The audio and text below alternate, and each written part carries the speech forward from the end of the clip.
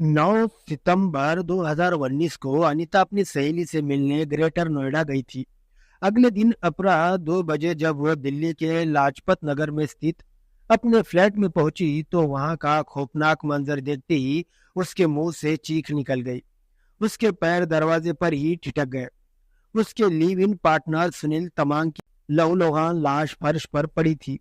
उसकी गर्दन से खून निकलकर पूरे फर्श पर फैल चुका था, जो अब जम चुका था। अनीता ने सबसे पहले अपने फ्लैट के मालिक ए के दत्ता को फोन करके इस घटना की जानकारी दी। ए के दत्ता पास ही के एक दूसरी कॉलोनी में रहते थे, लिहाजा कुछ देर में ही वह अपने लाजपत नगर वाले फ्लैट पर पहुंचे, जहां बुरी तरह घबराई अनीता उनका इंतजार ही कर रही थी। सुनील की खून से सनी लाश देखने के बाद उन्होंने घटना की जानकारी दिल्ली पुलिस के कंट्रोल रूम को दे दी। तो कुछ ही देर के बाद थाना अमर कॉलोनी के थाना प्रभारी अनंत कुमार गुंजन पुलिस टीम के साथ मौके पर पहुंच गए और घटना स्थल की जांच में जुट गए। उन्होंने डॉग स्क्वाड और फॉरेंसिक टीम को भी बुला लिया। घटना स्थल की फोटोग्राफी और वहां पर मौजूदा खून के धब्बों के नमूने एकत्र करने के बाद थाना प्रभारी अनंत कुमार गुंजर ने तहकीकात शुरू की। मृतक सुनील की गर्दन पर पीछे की तरफ से किसी तेज धारदार हथियार से जोरदार वार किया गया था, जिससे ढेर सारा खून निकलकर फर्श पर फैल गया था। कमरे के सभी कीमती सामान अपनी जगह मौजूद थे, जिसे देखकर लगता था कि यह हत्या लूटपाट के लिए नहीं बल्कि रंजिशन की गई होगी। उन्होंने अनीता से पूछताछ की तो उसने बताया कि वह और सुनील पिछले 1 साल से इस फ्लैट में लिव इन पार्टनर के रूप में रह रहे थे। वो एक ब्यूटी पार्लर में काम करती थी, जबकि सुनील एक रेस्टोरेंट में कुक था। लेकिन कई महीने पहले किसी वजह से उसकी नौकरी छूट गई थी। कल रात 11:30 बजे किसी जरूरी काम से वह अपने सहेली से मिल ग्रेटर नोएडा गई थी। रात को वह वहीं रुक गई थी। रात में उसने फोन पर काफी देर तक सुनील से बातें की थी। आज दोपहर को यहाँ पहुंची तो देखा फ्लैट का दरवाजा खुला था और अंदर प्रवेश करते ही उसकी नजर सुनील की लाश पर पड़ी थी। इसके बाद उसने अपने मकान मालिक को फोन कर इस घटना के बारे में बताया, तो उन्होंने यहाँ पहुंचने के बाद इस घटना की सूचना पुलिस को दी। थाना प्रभारी ने मकान मालिक ए के दत्ता से भी पूछताछ की तो उन्होंने भी वही बातें बताई जो अनीता ने बताई थी। सारी कार्रवाई से निपटने के बाद थाना प्रभारी ने लाश पोस्टमार्टम के लिए भेज दी और थाने लौटकर सुनील की हत्या का मामला दर्ज कर लिया।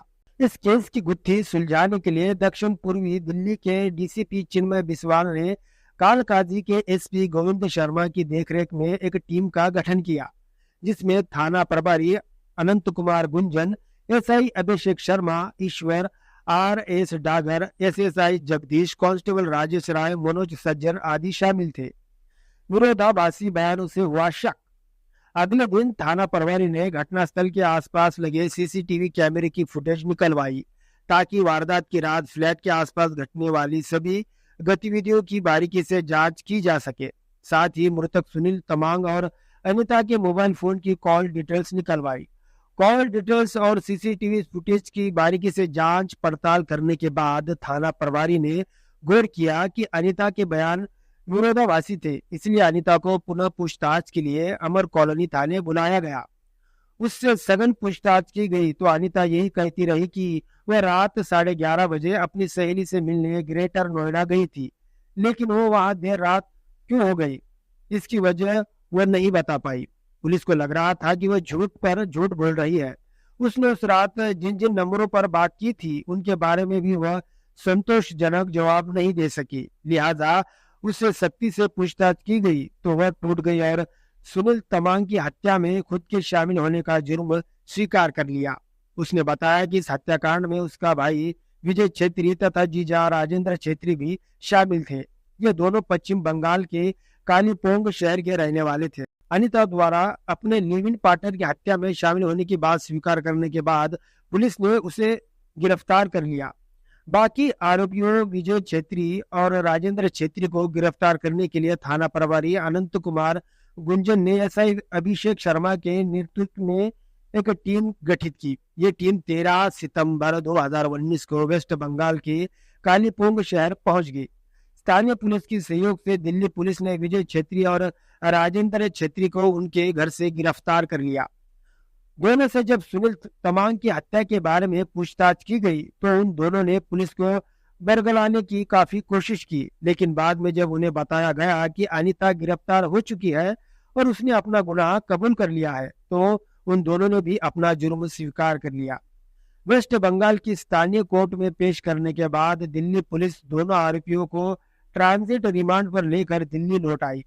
अनीता, विजय और राजेंद्र से की गई पूछताछ तथा पुलिस की जांच के आधार पर इस हत्याकांड के पीछे की जो कहानी उभर कर सामने आई वह इस प्रकार है। अनीता मूल रूप से पश्चिम बंगाल के कालीपोंग की रहने वाली थी। करीब 5 साल पहले वह अपने पति से अनबन होने पर उसे छोड़कर अपने सपनों को पंख लगाने के मकसद से दिल्ली आ गई थी। यहाँ उसकी एक सहेली थी जो बहुत शान शौकत से रहती थी। वह सहेली जरूरत पड़ने पर उसकी मदद भी किया करती थी। दरअसल अनीता स्कूली दिनों से ही खुले विचारों वाली बिंदास लड़की थी। वह जिंदगी को अपनी शर्तों पर जीना चाहती थी, जबकि उसका पति एक सीधा साधा युवक था। उसे अनीता का ज्यादा फैशनेबल होना तथा लड़कों से ज्यादा मिलजुल पसंद नहीं था। विपरीत स्वभाव होने के कारण शादी के थोड़े दिनों बाद वे एक दूसरे को नापसंद करने लगे थे। बाद में जब बात काफी बढ़ गई तो एक दिन अनीता ने पति को छोड़ दिया और वापस अपने मायके चली आई। कुछ दिनों तो वो मायके में रही, फिर बाद में उसने अपने पैरों पर खड़े होने का फैसला कर लिया और वो दिल्ली आ गई। वह ज्यादा पढ़ी लिखी तो नहीं थी, महज 8वीं पास थी। छोटे शहर की होने और कम शिक्षित होने के बावजूद उसका रहने का स्टाइल ऐसा था जिसे देखकर लगता था कि वो काफी मॉडर्न है। दिल्ली पहुंचने के बाद अनीता ने अपनी उसी सहेली की मदद से ब्यूटिशियन की ट्रेनिंग ली। इसके बाद वह एक ब्यूटी पार्लर में नौकरी करने लगी। नौकरी करने से उसकी माली हालत अच्छी हो गई और जिंदगी पटरी पर आ गई। इसी दौरान एक दिन उसकी मुलाकात सुनील तमांग नाम के युवक से हुई, जो नेपाल का रहने वाला था। उसकी मां कुल्लू हिमाचल प्रदेश की थी। 28 वर्षीय सुनील दक्षिण दिल्ली के सांकेत में स्थित एक रेस्टोरेंट में कुक था। दोनों एक दूसरे को चाहने लगे। कुछ दिनों तक दोस्ती के बाद वह सुनील को अपना दिल दे बैठी। सुनील अनीता की खूबसूरती पर पहले से ही फिदा था। एक दिन सुनील ने अनीता को अपने दिल की बात बता दी और कहा कि वह उसे दिलो जान से प्यार करता है। इतना ही नहीं, वह उससे शादी रचाना चाहता है। अनीता उसके दिल की बात जानकर खुशी से झूम उठी। उसने सुनील से कहा कि पिछले कुछ दिनों तक हम लोग साथ रह लेते हैं, फिर घर वालों की रजामंदी से शादी कर लेंगे। इसकी एक वजह यह भी थी कि अभी पहले पति से अनीता का तलाक नहीं हुआ था। तलाक के बाद ही दूसरी शादी संभव हो सकती थी। कोई 4 साल पहले अनीता ने सुनील तमांग के साथ चिराग दिल्ली में किराए का मकान लेकर रहना शुरू कर दिया। दोनों एक दूसरे को पाकर बेहद खुश थे। सुनील अनीता का काफी ख्याल रखता था। अनीता भी सुनील के साथ लिव इन में रहकर खुद को भाग्यशाली समझती थी। सुनील न दिखने में स्मार्ट था, बल्कि एक अच्छे पार्टनर की तरह उसकी प्रत्येक छोटी छोटी बातों का विशेष ध्यान रखता था। अनीता भी सुनील की खुशियों का खूब ख्याल रखती थी। वह अपनी तरफ से कोई ऐसा काम नहीं करती थी जिससे सुनील की कोई भावना आहत हो। अनीता और सुनील 3 सालों तक चिरागी दिल्ली में स्थित इस मकान में रहे।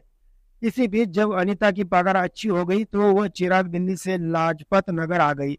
यहाँ वो एक दत्ता के फ्लैट में किराए पर रहने लगी। यहाँ उसका फ्लैट 3री मंजिल पर था। इतने दिनों तक लिव इन रिलेशन में रहने के कारण दोनों के परिवार वाले भी उनके संबंधों से परिचित हो गए थे। अनीता भाई विजय छेत्री जब तक कालीपोंग से दिल्ली में उसके पास आता रहता था, उसे सुनील का व्यवहार पसंद नहीं था। विजय ने अनीता की पसंद पर एतराज तो नहीं जताया, लेकिन एक दिन उसने सुनील की गैर मौजूदगी में अपने मन की बात अनीता को बता दी। क्योंकि अनीता सुनील से प्यार करती थी, इसलिए उसने भाई से सुनील का पक्ष लेते हुए कहा कि सुनील दिल का बुरा नहीं है, लेकिन फिर भी अगर सुनील की कोई बात उसे अच्छी नहीं लगती है तो वह उसे कहकर उसमें सुधार लाने का प्रयास करेंगी। विजय ने जब देखा कि उसकी बहन ने उसकी बात को ज्यादा तवज्जो नहीं दी गई है तो उसने चुप रहने में ही अपनी भलाई समझी। सुनील और अनीता को विजय की बातों से जरा भी फर्क नहीं पड़ा था, लेकिन कहते हैं कि हर आदमी का वक्त हमेशा एक सा नहीं रहता है। सुनील तमांग के साथ भी कुछ ऐसा ही हुआ। किसी बात को लेकर सुनील की रेस्टोरेंट से नौकरी छूट गई। नौकरी छूट जाने की वजह से वह परेशान तो हुआ, लेकिन अनीता अच्छा कमा रही थी, इसलिए घर का खर्चा आराम से चल जाता था। हालांकि कुछ दिन बाद अनीता सुनील को समझा बुझा कर जल्दी कहीं नौकरी खोजने का दबाव बना रही थी, मगर 6 महीने तक सुनील को उसके मन मुताबिक नौकरी नहीं मिली। धीरे धीरे अनीता को ऐसा लगने लगा जैसे सुनील जानबूझकर नौकरी करना चाहता नहीं है और अब वो उसके पैसों पर मौज करना चाहता है। ऐसा विचार मन में आते ही उसने एक दिन तीखे स्वर में सुनील से कहा, सुनील, या तो तुम जल्दी से कहीं पर नौकरी ढूंढ लो, अन्यथा मेरा साथ छोड़कर यहाँ से कहीं और चले जाओ। हालांकि अनीता ने ये बात सुनील को समझाने के लिए कही थी, लेकिन उस दिन के बाद सुनील के तेवर बदल गए। उसने अनीता से कहा कि वो उसे छोड़कर कहीं नहीं जाएगा और फिर अगर वो उसे जबरन खुद से दूर करने की कोशिश करेंगी तो उसके पास अतरंग क्षणों के कई फोटो मोबाइल पर पड़े हैं, जिन्हें वह उसके सगे संबंधियों के मोबाइल पर भेज देगा, जिसके बाद वह कहीं भी मुंह दिखाने लायक नहीं रहेंगी। रुपयों की तंगी तथा सुनील की धमकी को सुनकर अनीता कांप उठी। इस घटना के कुछ दिनों बाद तक अनीता ने सुनील को नौकरी ढूंढने पर जोर देती रही, लेकिन सुनील पर इसका कोई फर्क नहीं पड़ा। अंत में अनीता ने कालीपोंग स्थित अपने भाई विजय को अपनी मुसीबत के बारे में बताया तो विजय गुस्से से भर उठा। उसने अनीता से कहा कि वह जल्दी ही सुनील नाम के इस कांटे को उसके जिंदगी से निकाल फेंकेगा। भाई ने बनाया हत्या का प्लान। भाई की बात सुनकर अनीता को राहत महसूस हुई। विजय को सुनील पहले से नापसंद था। अब जब अनीता खुद ही उससे छुटकारा पाना चाहती थी तो उसने अपने रिश्ते के बहनों ही राजेंद्र के साथ मिलकर सुनील को मौत की नींद सुलाने की योजना तैयार कर ली। इसके बाद उसने अनीता को अपनी योजना के बारे में बताया तो अनीता ने दोनों को दिल्ली पहुंचने के लिए कह दिया। 7 सितंबर 2019 को विजय छेत्री और राजेंद्र छेत्री पश्चिम बंगाल के कालीपोंग से नई दिल्ली पहुंचे और पहाड़गंज के एक होटल में रुके। अनीता फोन से बराबर भाइयों के संपर्क में थी, लेकिन सुनील अनीता और विजय के षड्यंत्र से अनजान था। उसने सपने में भी गुमान नहीं किया था कि अनीता उसकी जातियों से तंग आकर उसका कत्ल भी करवा सकती है। 9 सितंबर को विजय छेत्री और राजेंद्र छेत्री पूर्व नियोजित योजना के अनुसार रात के 10 बजे अनीता के फ्लैट पर पहुंचे। अनीता दोनों से ऐसे मिली जैसे उन्हें पहली बार देखा हो। सुनील भी उनसे घुल मिल कर बातें करने लगा। 11:30 बजे उसने अचानक सबको बताया कि उसे अभी इसी वक्त अपनी सहेली से मिलने ग्रेटर नोएडा जाना है। इसके बाद वह तैयार होकर फ्लैट से बाहर निकल गई। रात में अनीता सुनील के मोबाइल पर कॉल करके उससे 2-3 घंटे तक मीठी मीठी बातें करती रही। तड़के करीब 4 बजे जैसे ही सुनील सोया तभी विजय ने राजेंद्र के साथ मिलकर उसकी गर्दन पर चाकू से वार किया। थोड़ी देर तड़पने के बाद जब उसका शरीर ठंडा पड़ गया तो दोनों वहां से आनंद विहार के लिए निकल गए, क्योंकि वहां से उन्हें कालीपोंग के लिए ट्रेन पकड़नी थी। आनंद विहार जाने के दौरान रास्ते में विजय ने खून से सना चाकू एक सुनसान जगह पर फेंक दिया। आनंद विहार स्टेशन से रेलवे गाड़ी द्वारा वे कालीपोंग पहुंच गए। इनसे विस्तार से पूछताछ करने के बाद अगले दिन 16 सितंबर 2019 को थाना प्रभारी अनंत कुमार गुंजन ने सुनील तमांग की हत्या के आरोप में उसकी लिव इन पार्टनर अनीता, विजय छेत्री तथा राजेंद्र छेत्री को गिरफ्तार कर कोर्ट में पेश किया, जहां से तीनों को तिहाड़ जेल भेज दिया गया। मामले की जांच थाना प्रभारी अनंत कुमार गुंजन कर रहे हैं।